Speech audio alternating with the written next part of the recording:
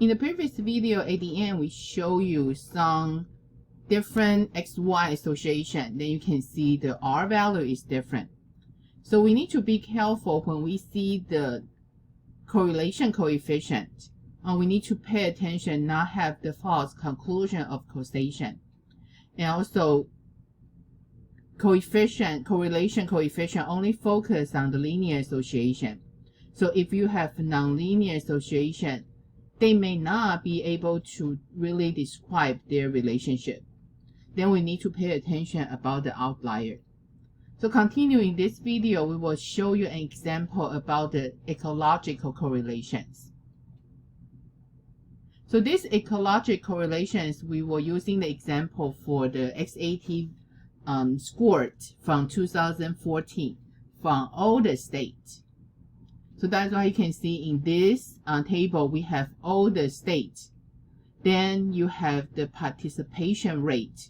So the participation rate is according to how many students, the senior, they are eligible to take the SAT, but in reality, how many people really take the SAT. So that's why you can see they have different ratio. So then according to their scores in the critical reading, math, and writing, so we have all different scores. So that's according to all the participants in that state, we find the average of that. So of course, the last column, we just add all together for these three scores. So one thing you can see in different states, their participation rate is vary a lot because that's according to the state rule. Some states, they are not required to take SAT, but some states, they require for everyone to take SAT. Some states, they maybe only need the SAT scored for the private school. So since if some states, they don't require for the SAT for apply for the public school, so some students, they may take the SAT only when they want to apply for the out of state or the private school. But here, that's the association. We just focus on the critical reading and the math. So let's make a scatter plot. So from this scatter plot, we can see they have very good correlations, right? Because you can see those dots, they are formed one straight line very clearly. So that's just calculate the correlation between the critical reading and the math. Yeah, you can see they are really close to 1. That's 0.98. So what does that mean? That means if you have the scores for the math, you can just right away. So here is critical reading is the x-axis. So if we know the scores, the average score for the critical reading, we can quickly to predict on the math scored. They really like that. So actually we need to pay attention. So because this one actually, when we have all the scores, they are average scored for all the participants in that specific state. So that's why here, even we do see the critical reading and the math, they kind of have very high correlation coefficient, but they are not really described for the individual students' scores. They are focused on only the average scores. So this is, we talk about is the ecological correlations. Ecological correlation just means those data actually we are according to the group average. So that's why you can see here in this example, their critical reading and the math have very high correlation coefficient R.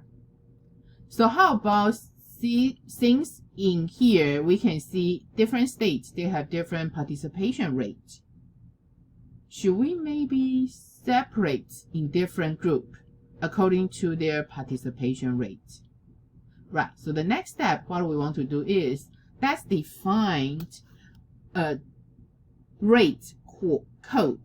So this rate code we divide into 3 groups. if their participation rate is lower than 25, we call they have low participation. So then if they have between 25 to 75, we say they have medium participation. So if any state, their participation rate is greater than 75, that's high. Okay, so now here, let's make this the rate code. So then we apply, so since we have the function, so then we, according to the participation rate, we assign the rate code to each state. So then let's see again. So we add this column into our SAT 2014. Okay, so that's why you can see they have the rate code. So then, according to different group, we do the scatter plot again. So that's why here you will see the scatter plot actually according to the group. So then here they have the yellow one actually is the low rate code. They have the low participation rate. So then the blue is the median. So then we can see here actually for the states they have the low participation rate. They intended to have higher math and the critical reading score. So this one actually we can see because those states maybe their students they have low participation rate. That means it's not a state requirement to take SAT. So those students really take SAT, they may just want to apply to the private school or out of state. So they are more well prepared. So they have the higher score. But for some states, they do have the high participation rate over 75%. So maybe they are more the state requirement. So then their score actually is a little lower. So from this example, we can see since our data are the state average, so that we say this correlation we try to find is ecological correlation. Usually the ecological correlation, they intended to have higher correlation coefficient. They kind of average out the difference between the individual.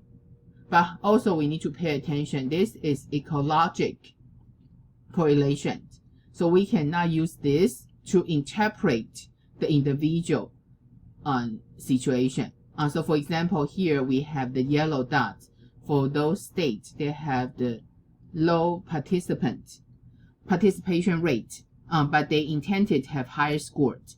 But this one, we cannot just say that states have really all have the higher scores for every student, because this just the average, and also their participation rate is quite low from that. And also ecological correlations, so since they only represent for the average situation, so that's why we need to be very careful to give the conclusion. So in our lecture, we have another example, that's another ecological correlation example. That you can see here, they have the x-axis is the chocolate consumption. So that's actually for each capital every year how many kilograms the chocolate consumption. And your y-axis is the Nobel winner per 10 million population. So from here you see those scattered just represent in country. It looks like have very good correlation coefficient, right? So actually, surprisingly, right, their R is equal to 0.791. So what does that mean? So then you can see Switzerland, actually, they have more Nobel winner. And then, can we say the Nobel winner actually eat more chocolate? No, we cannot. Because be careful, this one is not just say the Nobel Prize winner. It's just using the winner divided by the population. So on the other hand, here we can see they have more chocolate consumption for all the country, and then they have their population. So that's what we say this one is another ecological correlation relationship. We kind of get is the average data from the group. So here the group is for each country. So then here they do have higher correlation relationship. But then we need to be careful about our conclusion and the causation we try to make. Okay, so this one is about our care in interpretation about the correlation coefficient.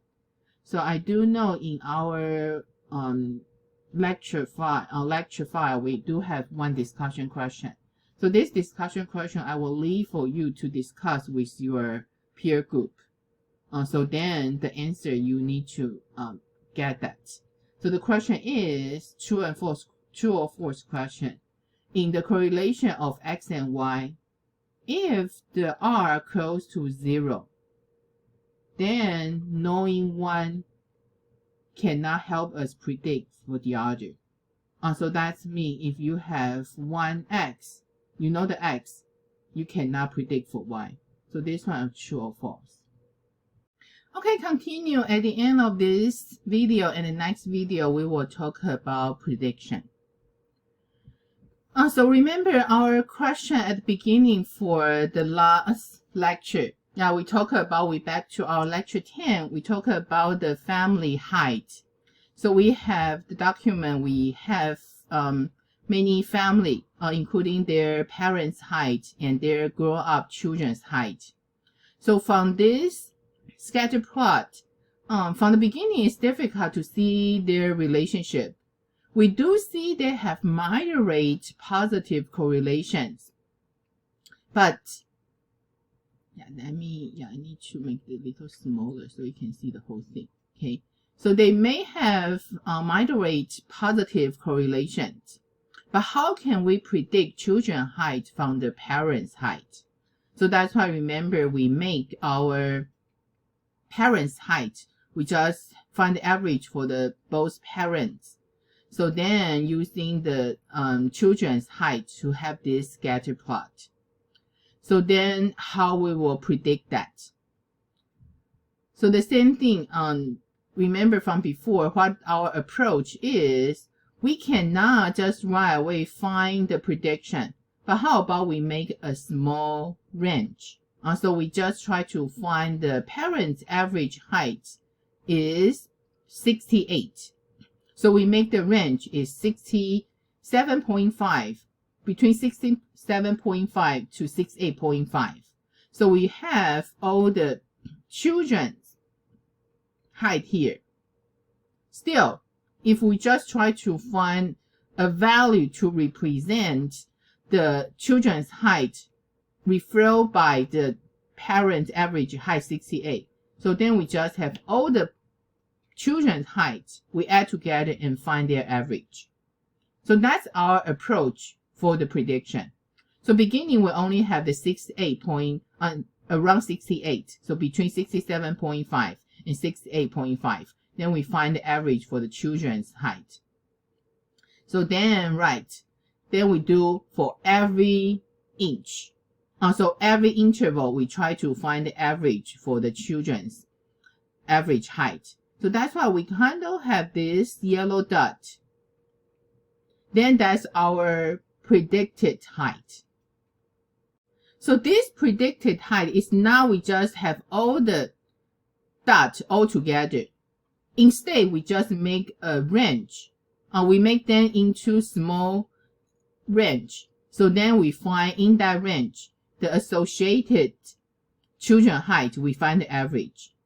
So this way to predict the children height, we do have a specific name for that. We call that the nearest neighbor regression.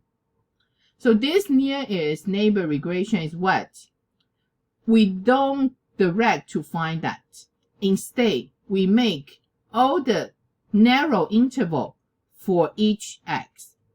So in that interval, we have the range for the x. Then we're using the average for that corresponding y value. Then we find the average for those y value to have the predict value. So that's here. We call the nearest neighbor regression. So the nearest regression prediction is we group each x with similar x value. It's like earlier we say nearby. So in this nearby, we give them the interval. So in this interval, we average the corresponding y value for each group. For each x value, the prediction is the average of the y value in the nearby group. So then all the dots grouped together, we can see the graph. If they do have the linear association, so the graph for this prediction is the graph of the average, and they are linear. If the association between x, y is linear, then the points in that graph of the average will change to fall into a line. Then we use this line for our regression. So of course, the next question is, how should we define that prediction line?